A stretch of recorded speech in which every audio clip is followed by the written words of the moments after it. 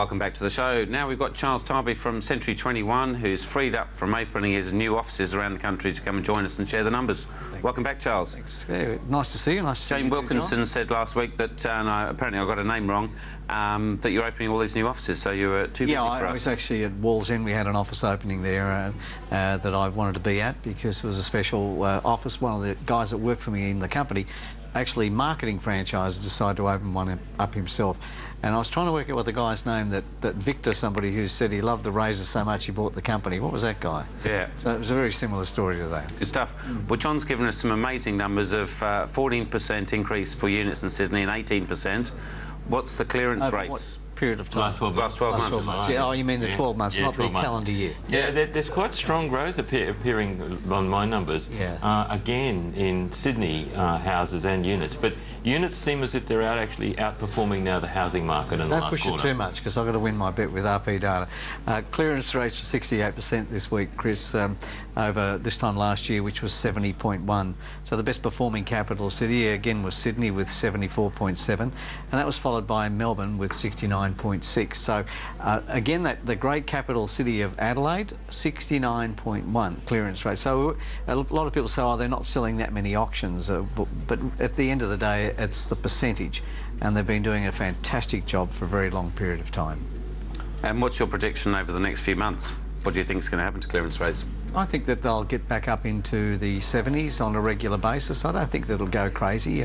You know, in the high 60s to early 70s is where I think it'll sit, because the stock and the activity, there's a disparity there, which I'll cover off with you in just a few moments, I guess. Move on to that, so home sabotage yourself. Because we had a whole bunch of negative stock for a while, and we've come into positive stock. Well, last week we were down 1.54% over this time last week, so it's gone the other way, which is a bit strange. And whereas New Zealand was going in the negative, that's gone into the positive territory. So it's starting to change, and I think the New Zealand market, as I mentioned, has always been slightly ahead of us in terms of its cycle. So I think that the stock is waiting to come on, and I don't think there'll be an issue. I don't think there'll be a supply issue, but a lot of agents are telling me right now they are struggling to get stock.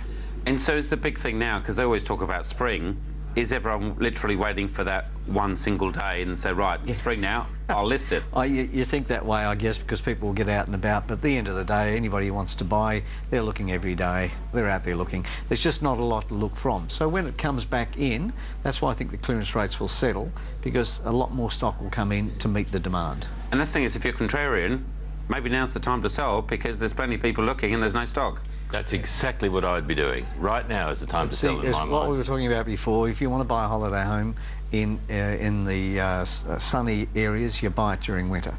You don't go out and compete with everybody who's emotionally attached because they've just had a holiday and they want to buy there. So. And we just told Robin not to sell a place on the South Coast anyway, so she's not selling. Oh, good. All right. Anyway, rent price movements. Yeah, they haven't changed much at all. They've been nicely balanced and sitting there almost level for quite some time. Sydney had an 11.28%. It's been sitting at 11.28% for this week, but pretty much in the 11s since I started this chart a year and a half ago. In the last 4 or 5 months, it's been sitting in that range. Same as with Melbourne, sitting at 8.02. So it hasn't changed much at all, and Perth as well at 18.46. So it's giving me an average right across the country of 12.58 with those three ratios. So again, sitting in the 12s overall across the nation for, gosh, 3 or 4 months now. And then finally, just the vacancy rates. Higher in Sydney, 4.32.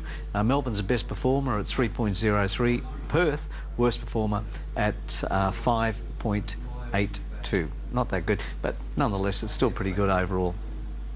Wonderful. Well, thanks for joining us again. Charles Tarbey from Century 21 and John Edwards from Residex. You can come on and give me those numbers every month, John. Thank you very much.